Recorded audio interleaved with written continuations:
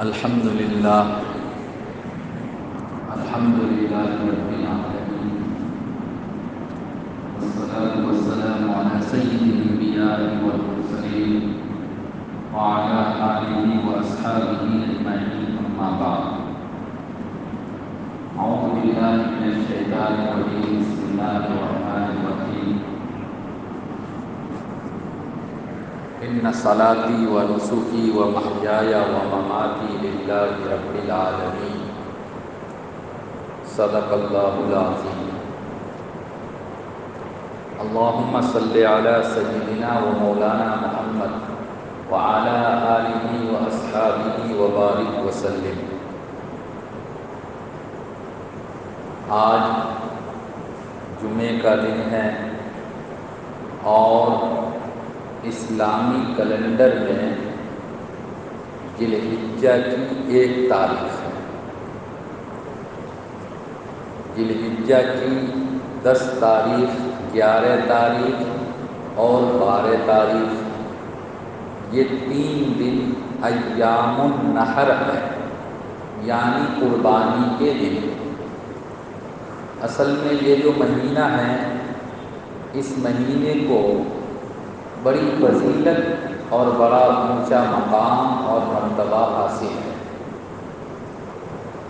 ایک فضیلت جو اس مہینے کے لیے ہے وہ یہ ہے کہ سال کے 12 مہینوں میں سے 4 مہینے اشہر حرام کے مہینے، اشہر حرام یعنی بہت احترام، سمان، عزت اور عظمت والے مہینے۔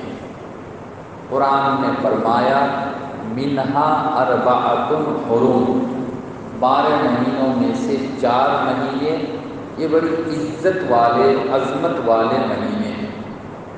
حدیث میں آپ صلی اللہ علیہ وسلم نے بتلایا کہ یہ جو 4 مہینے ہیں، یہ شوال یعنی عید کے بعد فوراً جو مہینہ ہے وہ، اس کے بعد ذی قعدہ اور تیسرا مہینہ ذی الحجہ، اور ایک چوتھا مہینہ ہے رجب کا مہینہ جو رمضان سے پہلے شعبان اور شعبان سے پہلے رجب۔ تو یہ 4 مہینے عظمت، احترام اور عزت والے مہینے ہیں۔ اللہ کے رسول صلی اللہ علیہ وسلم کے دنیا میں آنے سے پہلے جو لوگ تھے عرب کے اندر، وہ چھوٹی چھوٹی بات پر لڑتے تھے، جھگڑتے تھے، ایک دوسرے کو مار دیتے تھے، قتل کر دیتے تھے، لیکن وہ لوگ بھی سال کے ان 4 مہینوں میں لڑائی نہیں کرتے تھے۔ تو انہی مہینوں میں سے ایک مہینہ ہے ذی الحجہ جو آج سے شروع ہوا۔ دوسری فضیلت اس مہینے کی یہ ہے کہ یہ اشہر حج میں سے ہے۔ الحج اشہر معلومات، قرآن میں اللہ تعالیٰ نے فرمایا کہ حج کے مہینے متعین ہے، فکس ہے، اور وہ حج کے مہینے کون کون سے ہیں؟ شوال یعنی عید کے بعد والا مہینہ، پھر اس کے بعد ذی قعدہ، اور یہ جو ذی الحجہ آج شروع ہوا ہے یہ۔ تو یہ اشہر حج بھی ہے، یعنی حج کے مہینے بھی ہے۔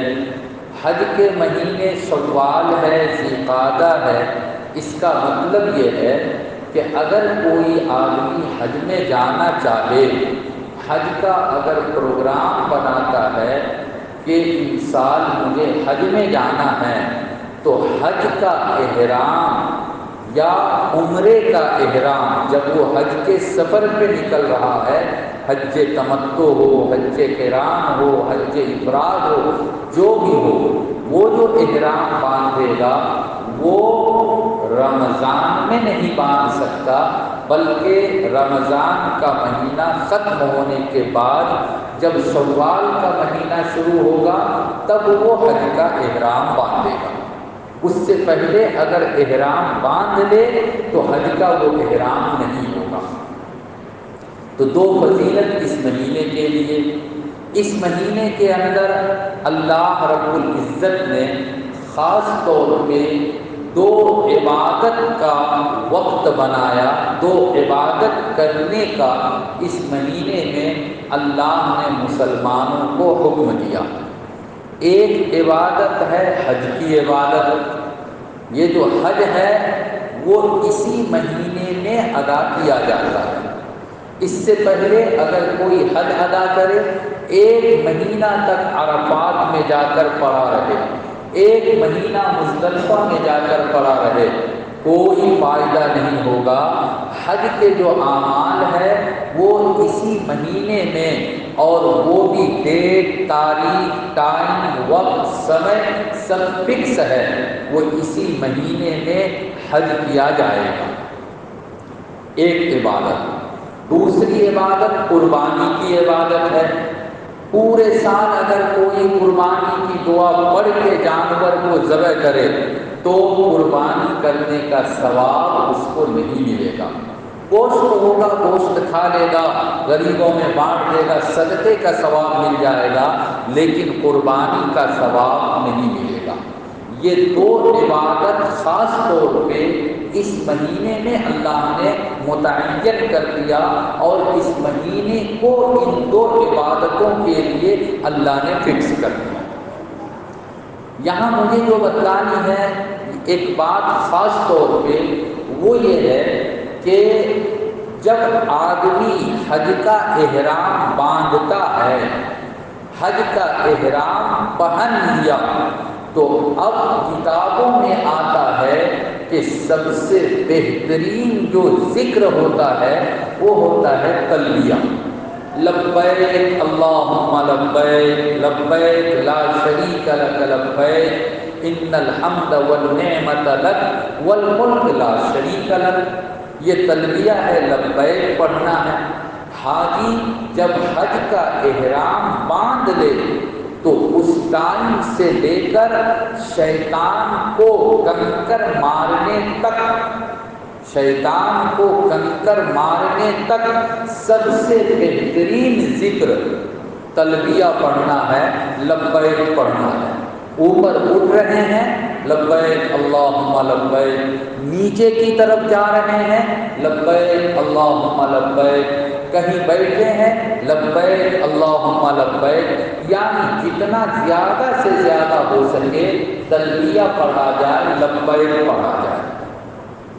یہ لبیک کا معنی کیا ہے؟ لبیک کا معنی اصل میں کتابوں میں یہ لکھا ہے کہ جب حضرت ابراہیم علیہ السلام نے اپنے بیٹے اسماعیل علیہ السلام کے ساتھ مل کر خانہ کعبہ کی تعمیر کو، خانہ کعبہ کے بنانے کا جو کام تھا اس کو کمپلیٹ کر دیا، تو اللہ تعالیٰ نے حضرت ابراہیم علیہ السلام سے فرمایا وَأَذِّن فِي النَّاسِ بِالْحَجِّ، اے ابراہیم آپ لوگوں میں حج کا اعلان کر دو۔ ابراہیم علیہ السلام نے کہا ہوگا کہ اے اللہ میں یہاں اعلان کروں گا مکے میں، ادھر بھی پہاڑ ادھر بھی پہاڑ، 4 پہاڑ تو اس زمانے میں مشہور تھے، میری آواز کہاں جائے؟ اللہ نے کہا کہ ابراہیم تم اعلان تو کرو، تم اپنی زبان سے آواز تو نکالو، باقی تمہاری آواز کو دنیا کے کونے کونے تک پہنچانا یہ میرا کام ہے، میری ڈیوٹی ہے، یہ تمہارا کام نہیں ہے۔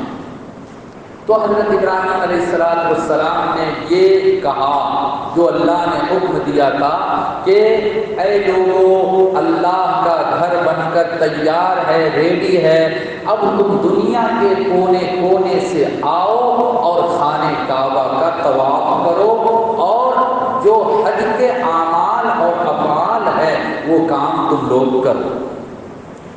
کتابوں میں لکھا ہے کہ جب کوئی آدمی، کوئی مسلمان عمرے کا احرام باندھتا ہے تو گویا کہ حضرت ابراہیم علیہ السلام کی اسی آواز اور اسی اعلان کا جواب دے کر کہتا ہے کہ یا ابراہیم لبیک، اے ابراہیم آپ نے جو حج کے لیے اعلان کیا تھا، عمرے کے لیے جو اعلان کیا تھا، لبیک میں حاضر ہوں، میں عمرے کے لیے حاضر ہو رہا ہوں، میں حج کے لیے حاضر ہو رہا ہوں۔ لاکھوں لاکھ مسلمان حج کے لیے پہنچ چکے ہیں اور لوگ پہنچ رہے ہیں، پہنچیں گے۔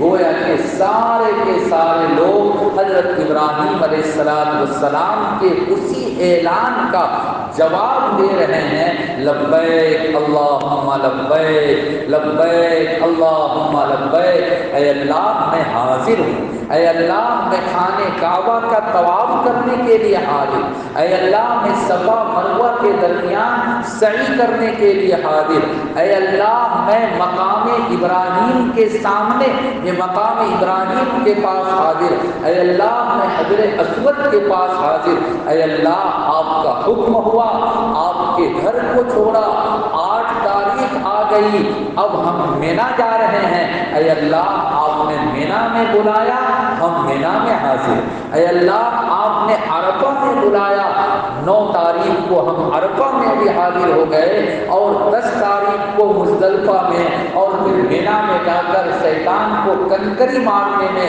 اور اے اللہ اپنے سر کا بال چھلانے میں، حلق کرانے میں، اے اللہ قربانی کرنے میں آپ نے جہاں جہاں جانے کا حکم دیا، جہاں جہاں جانے کے لیے کہا، لبیک اللہم لبیک، اے اللہ میں وہاں پہنچا اور وہاں جا کر حاضر ہو گیا۔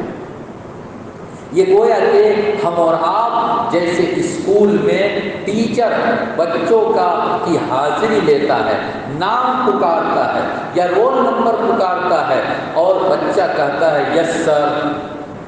مدرسے میں جب حاضری لی جاتی ہے تو بچہ لبیک ہی کہتا ہے، جی ہاں میں حاضر ہوں، کہیں حاضر جناب، لبیک عام طور پہ مدرسوں میں بولتے ہیں، اس کا مطلب یہ ہے کہ میں حاضر ہوں۔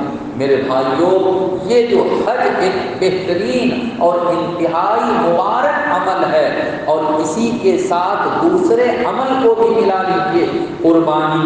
جب ہم اور آپ جانور کو ذبح کرتے ہیں تو ذبح کرنے سے پہلے جو دعا پڑھی جاتی ہے اس دعا کا ایک حصہ یہ بھی ہے، ان صلاتی و نسکی و محیای و مماتی للہ رب العالمین۔ اے اللہ میری نماز، ان صلاتی و نسکی، اے اللہ میری یہ قربانی جانور کو ذبح کرنا، و محیایا، اے اللہ میری پوری زندگی، میرا پورا لائف، و مماتی، اور میرا مر جانا، میری موت، للہ رب العالمین، یہ سارا کا سارا کام اے اللہ میں آپ ہی کے لیے کر رہا ہوں، آپ ہی کے لیے کر رہا ہوں۔ اگر آپ نہ ہوتے، آپ نہ کہتے تو ہم یہ سب کام نہ کرتے۔ دونوں جو عبادت ہے اس مہینے کی، حج اور قربانی، اس مہینے کی جو دونوں اہم عبادت ہے، دونوں عبادت کا مغز، نچوڑ، خلاصہ ہمارے اور آپ کے لیے سبق ملنے والی جو بات ہے ان دونوں کے اندر، وہ یہی ہے کہ مسلمان اپنی پوری زندگی اللہ کے حوالے کر دے، اللہ کے حکم کے حوالے کر دے۔ یہ نہیں جیسے بعض لوگ آج کل ہو گئے ہیں کہ مولانا صاحب ہر سال قربانی کرتے ہیں، 50,000 کا ہم جانور لیتے ہیں، 1 لاکھ کا جانور لیتے ہیں، پوری دنیا کے مسلمان مل کر جو قربانی کرتے ہیں تو کتنا 1000 کروڑ کا قربانی کر کے اور گوشت کھا کر اپنا پیسہ برباد کر دیتے ہیں۔ مولانا صاحب یہ کتنا اچھا ہوگا کہ یہ سارا پیسہ جمع کر کے مسجد بنا دیا جائے، مدرسے میں دے دیا جائے، غریبوں کی مدد کر دی جائے، ہاسپٹل بنا دیا جائے۔ میرے بھائیوں، یہ سوچنا ہمارا اور آپ کا کام نہیں ہے، یہ ہماری اور آپ کی ذمہ داری نہیں ہے کہ ہم یہ سوچیں ٹھیک ہے ہاسپٹل بنانا ہے، قربانی کے علاوہ اور بھی تو اللہ نے پیسہ دیا ہے۔ اب اگر کوئی کہنے لگے کہ مولانا صاحب آدھا گھنٹہ ہم جمعے کے لیے آتے ہیں، آدھا گھنٹہ میں اگر ہم کام کریں گے تو 200 روپے کما لیں گے، کیا ضرورت ہے کہ ہم جمعے میں جا کر اور آدھا گھنٹہ برباد کریں، 5 منٹ میں ہم اپنی نماز پڑھ لیں گے؟ اس کا مطلب یہ ہوا کہ ہمارا اور آپ کا کام، ہمارا اور آپ کا عمل ہماری عقل کی وجہ سے کر رہے ہیں کہ ہماری عقل، ہمارا دماغ جیسا کرتا ہے ویسا کرنا چاہتے ہیں۔ اس پر کوئی ثواب نہیں، ثواب اس عمل پر ہے جو عمل اللہ کے بتائے ہوئے، اللہ کے رسول صلی اللہ علیہ وسلم کے بتائے ہوئے طریقے کے مطابق ہو۔ اللہ نے کہہ دیا کہ تم کو 10 ذی الحجہ کو میرے راستے میں جانور کو ذبح کرنا ہے۔ حدیث میں اللہ کے رسول صلی اللہ علیہ وسلم نے فرمایا کہ قربانی کے دن جانور کا خون بہانا، یعنی اللہ کے راستے میں جانور کو ذبح کرنا جتنا بڑا عمل ہے، اتنا بڑا عمل اور کوئی نہیں، اور کوئی نہیں۔ اب ہم اور آپ اپنے دماغ سے کام لیں، ہم اپنی عقل کو دوڑائیں اور دنیا بھر کے بارے میں سوچیں کہ قربانی کرنے سے کیا فائدہ، یہ نقصان، یہ نقصان۔ میرے بھائیوں اور نوجوان ساتھیوں، یہ سوچنا ہماری اور آپ کی بے وقوفی ہے اور شریعت کا مذاق اڑانا ہے۔ اللہ تعالیٰ نے جس بندے کو حیثیت دی ہے وہ قربانی کرے، قربانی کرنا واجب ہے۔ گھر میں جو گارجین ہے، جو لیڈر ہے، وہ صاحب نصاب ہے، وہ بھی اپنی قربانی کرے۔ اگر ان کی وائف کے پاس زیور ہے، سونا چاندی ہے، ان کے نام پر بھی قربانی کرے۔ اگر لڑکا کماتا ہے، اپنا بزنس کرتا ہے، وہ بھی اپنی قربانی کرے۔ ایسا نہیں کہ ایک کے نام پر قربانی کر لیا کافی ہو گیا۔ اس کے ساتھ ساتھ یہ جو 10 دن ہے، آج جو دن شروع ہوا، آج سے لے کر آئندہ یہ جو پرسوں اتوار ہے، اس کے بعد والے سنڈے کو 10 تاریخ اور وہی قربانی کا دن ہے۔ ان 10 دنوں کی اللہ تعالیٰ نے قرآن میں قسم کھائی، والفجر ولیال عشر، قسم ہے فجر کے وقت کی اور قسم ہے 10 رات کی۔ یہ 10 رات کون سی 10 راتیں ہیں؟ ایک رات تو گزر گئی اور باقی 9 رات ہے، یعنی ذی الحجہ کی 10 تاریخ تک یہ جو 10 دن ہیں، اللہ تعالیٰ نے 10 رات کی قسم کھائی۔ اور مفسرین کرام نے لکھا کہ قسم کھانے کا ایک مقصد یہ بھی ہے کہ ان 10 راتوں کی اور 10 دنوں کی اللہ کے یہاں بڑی فضیلت ہے۔ اتنی فضیلت ہے، اتنی فضیلت ہے، ایک روایت میں آیا، اللہ کے پیارے رسول صلی اللہ علیہ وسلم نے فرمایا کہ رمضان کے مہینے کے بعد باقی پورے سال میں ان 10 دنوں کی عبادت اللہ کو جتنا پسند ہے اور کسی دن کی عبادت اللہ کو اتنا پسند نہیں ہے۔ رمضان کا ایک مہینہ چھوڑ دیجیے، اس کے بعد 11 مہینے میں ہم جتنی بھی عبادت کریں، ہم کو جتنا بھی ثواب ملتا ہے، ان 10 دنوں میں عبادت کرنے کا ثواب سب سے زیادہ اور سب سے بیشی ملتا ہے۔ چنانچہ حدیث میں آیا کہ اگر کوئی روزہ رکھے گا 1 تاریخ سے لے کر 9 تاریخ تک، 10 تاریخ کو روزہ نہیں رکھنا، 1 تاریخ سے لے کر 9 تاریخ تک اگر کوئی روزہ رکھے گا تو ایک روزہ رکھنے کا ثواب 1 سال روزہ رکھنے کے برابر ہے۔ 1 سال روزہ رکھ کر جتنا ثواب ملے گا، یہ جو 10 دن 9 دن ہے، 1 دن روزہ رکھ کر اتنا ثواب ہم کو اور آپ کو مل جائے گا۔ پھر 9 تاریخ یعنی کہ عرفہ کا جو دن ہمارے اور آپ کے یہاں کل تو سنیچر ہے، اس کے بعد والا جو سنیچر ہے وہ 9 تاریخ ہے۔ 9 تاریخ عرفہ کا دن ہے، اس میں جو روزہ رکھے گا، اللہ کے پیارے رسول صلی اللہ علیہ وسلم نے فرمایا مجھے اللہ کی ذات سے قوی امید ہے، آشا ہے کہ عرفہ کے دن روزہ رکھنے والے کے 1 سال اگلے اور 1 سال پچھلے یعنی مکمل 2 سال کے گناہ کو اللہ معاف کر دے۔ 2 سال کا گناہ ایک روزہ رکھنے سے اللہ معاف کر دے گا۔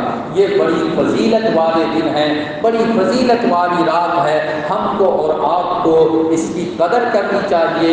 ان دنوں میں زیادہ سے زیادہ قرآن کی تلاوت کیجیے، زیادہ سے زیادہ صدقہ خیرات کیجیے، اور قربانی کا جانور اگر آپ کے گھر میں جگہ ہے، رکھنے کی جگہ ہے، کوشش یہ کیجیے کہ کچھ دنوں پہلے جانور کو خرید لیں، اور کم سے کم جتنا دن رہ گیا ہے اتنا دن ہم اس جانور کی خدمت کریں۔ جانور کی خدمت کریں گے، اس کی محبت دل میں آئے گی، اور محبت پیدا ہونے کے بعد جب ذبح کریں گے تو اس کا اثر دل پر زیادہ پڑے گا، ثواب زیادہ ملے گا۔ آج کل لوگ یہ کہتے ہیں کہ مولانا صاحب کون یہ سب جھمیلا اور یہ سب ٹینشن لیتا ہے، سنڈے کو تو عید ہے، اس سے پہلے سیٹرڈے کو تو آدرش بازار لگے گا، شنیوار کو جا کر جانور لے لیں گے، رات میں شام میں رات بھر رکھیں گے اور صبح اس کو ذبح کر دیں گے، قربانی ہو جائے گی، ثواب مل جائے گا۔ لیکن افضل اور بہتر یہ ہے کہ اگر گھر میں جگہ ہے، گنجائش ہے، تو کچھ پہلے جانور خرید لیجیے تاکہ اس کی محبت دل میں پیدا ہو جائے۔ اللہ تعالی ہم سب کے لیے ان سال کے قربانی کے دنوں کو اور ہمیشہ کے تمام عبادت کے دنوں کو مبارک بنائے، ہر طرح کے فتنے فساد سے حفاظت فرمائے۔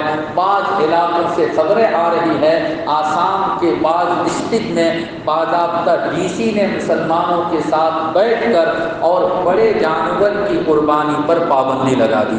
ڈبروگڑھ کے کئی لوگوں نے فون کر کے بتایا، ابھی 2-3 روز پہلے ڈی سی نے مسلمانوں کے ساتھ بیٹھک کی اور باضابطہ اس میں یہ کہہ دیا کہ کوئی بھی آدمی بڑے جانور کی قربانی نہ کرے، اگر قربانی دینی ہے تو چھوٹا جانور یعنی خصی کی، بکری کی قربانی دے، گورو کی قربانی نہیں دے سکتے۔